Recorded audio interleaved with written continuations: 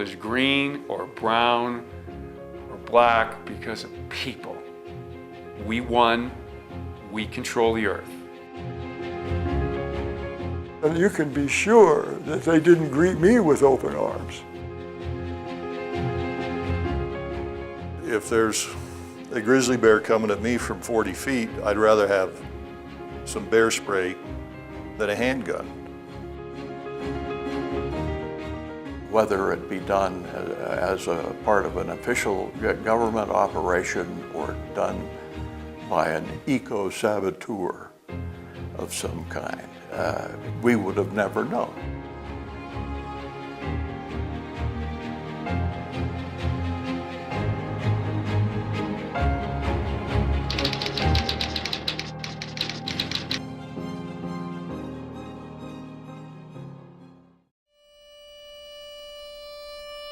So bringing wolves back to Yellowstone was really a huge team effort, Park Service, Fish and Wildlife Service, and others.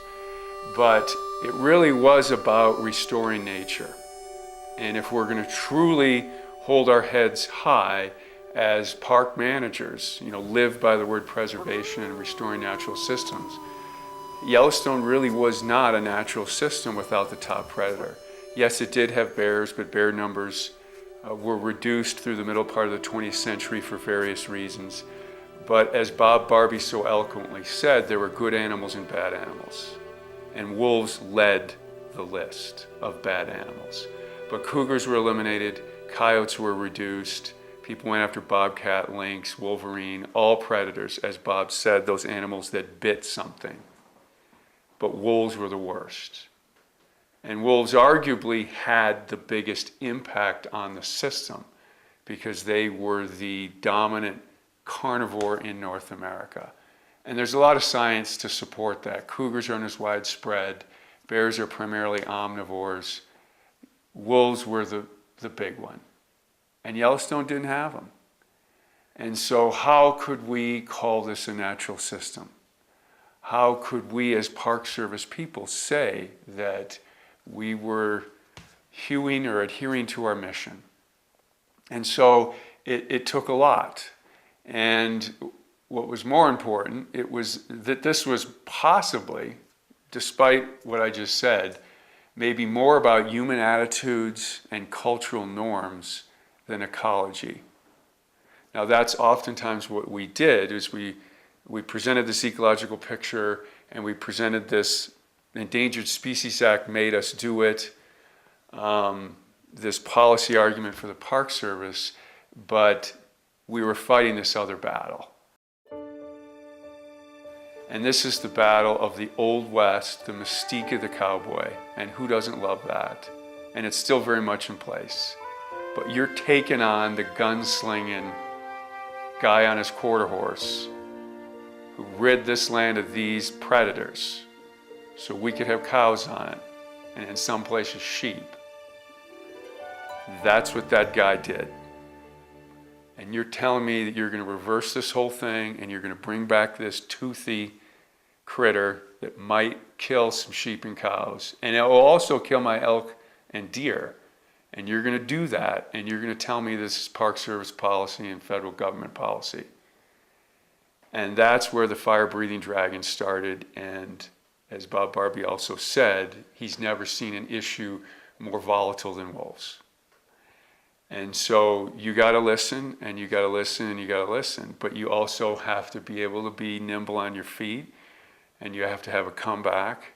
And the zealots he referred to, and the people trying to get their nose under the tent, will sometimes help you and sometimes not. And it seems with wolves, all of the old methods and all of the old lessons are off. You have got to kind of think anew, because wolves aren't just a fly in the ointment, but they need space. Lots of it. And some people think that the GYA, the Greater Yellowstone Area, still isn't big enough to really hold these wolves like they need to be held in. Because, really this goes back to manifest destiny, which was to conquer the wilderness. because people have a right to, and wolves were the antithesis of civilization. So what we were up against was not just ecological, it was cultural, and it's still going on. This battle is still playing out. It's far from over. We're debating hunting, and does hunting increase tolerance of wolves? We're debating what wolves are doing to elk in Yellowstone. But this is a foundational and fundamental aspect of the National Park Service nationwide. And there's a handful of parks that can have wolves. Alaska, sure, but they're under fire there too. It's a law in Alaska on state land that you will maximize production of moose and caribou. And they're clipping and nipping right at Park Service boundaries to kill wolves. And you've got just a few parks in the lower 48, Glacier, Teton, Yellowstone, Voyageurs, Isle Royale, who have wolves. And that in itself is a huge step forward. It's a huge victory, but that's probably all we're going to get. And in some of those places, wolves are hanging on just by the skin of their teeth. So we've made great progress. We've restored a system. Yellowstone is one of the few places in North America that what we see in the landscape is due to nature, to ecological forces. Every place else, it's a human-dominated world. And what you see is due to logging, agriculture, human harvest of wildlife, mining, development. There used to be a very famous paper published in 1960 saying the world is green because there are predators, because they keep the herbivores in check, and so you have plants growing. That's all changed. The world is green or brown or black because of people. We won, we control the earth. Yellowstone and some of the area around it are one of the few places that nature shapes what we see. And that is a National Park Service success story that all of us involved in it are very proud of.